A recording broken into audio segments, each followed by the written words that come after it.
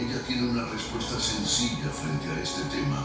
Todo lo que debemos hacer es sumergirnos un poco en sus páginas y con la ayuda del Espíritu Santo encontraremos una respuesta transparente a este tema. Hoy te presentamos 7 formas de reconocer a un falso profeta. Si quieres aprender a conocer un billete falso, no tienes que conocer todos los billetes falsos del mundo. Todo lo que debes hacer es aprender a reconocer un billete verdadero. De la misma manera, si quieres conocer un profeta falso, solo debes conocer cómo es un profeta verdadero de acuerdo a la Biblia. Primera característica de un verdadero profeta.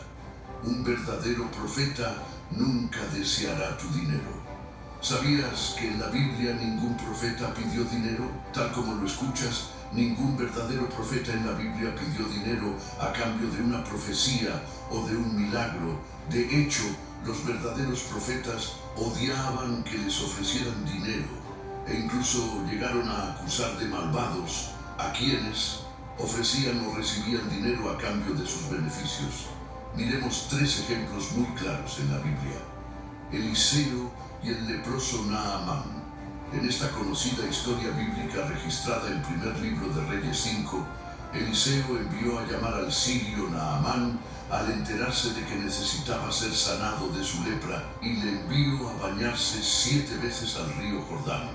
El leproso Naamán, después de haber sido sanado de su lepra, quiso recompensar con dinero a Eliseo por el beneficio recibido. Pero el profeta se negó contundentemente a aceptar su dinero o cualquier presente.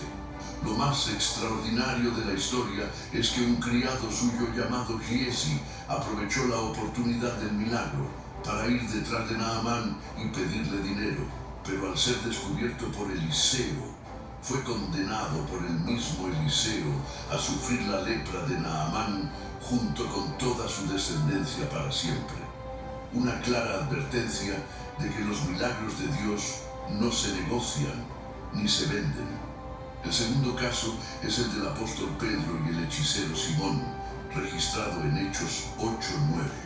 Simón era un conocido y poderoso hechicero de la ciudad de Samaria.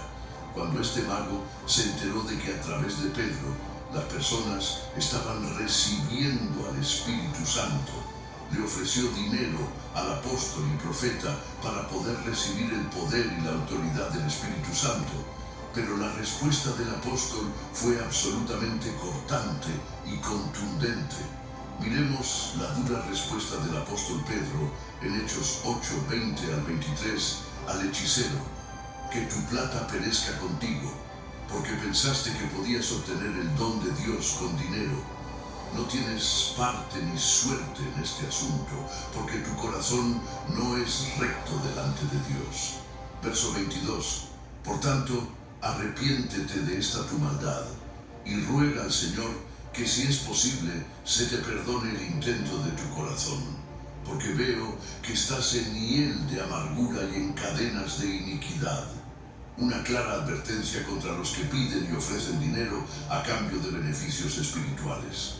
El tercer y más sorprendente caso es el del apóstol Pablo, quien, contrario a lo que muchos enseñan hoy en día, se negaba normalmente a recibir ayuda económica de las iglesias para no ser carga ni motivo de tropiezo a nadie.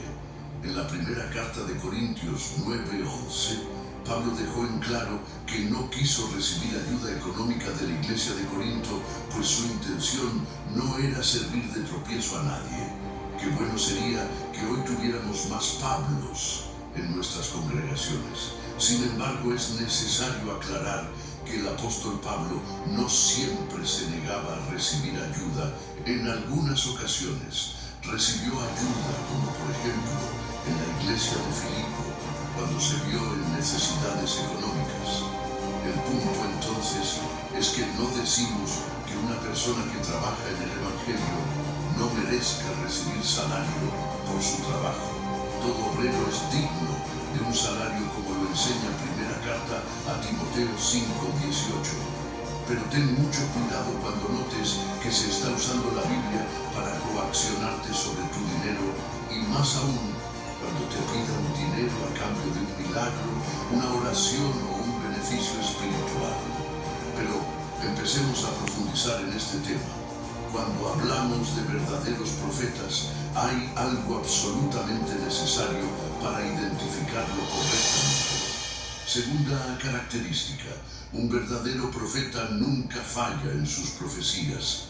Si un profeta habla siempre en nombre de Dios, todas sus palabras y sus profecías siempre se cumplirán.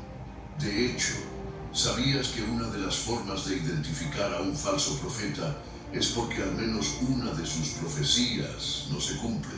Miremos Deuteronomio 18, 20 al 22. El profeta que tuviere la presunción de hablar palabra en mi nombre, a quien yo no le haya mandado hablar, o que hablare en nombre de dioses ajenos, el tal profeta morirá. Y si dijeres en tu corazón, ¿cómo conoceremos que Jehová no habló esta palabra? Si el profeta hablare en nombre de Jehová y no se cumpliere lo que dijo, ni aconteciere, es palabra que Jehová no ha hablado. Con presunción la habló el tal profeta, no tengas temor de él, solo por si acaso.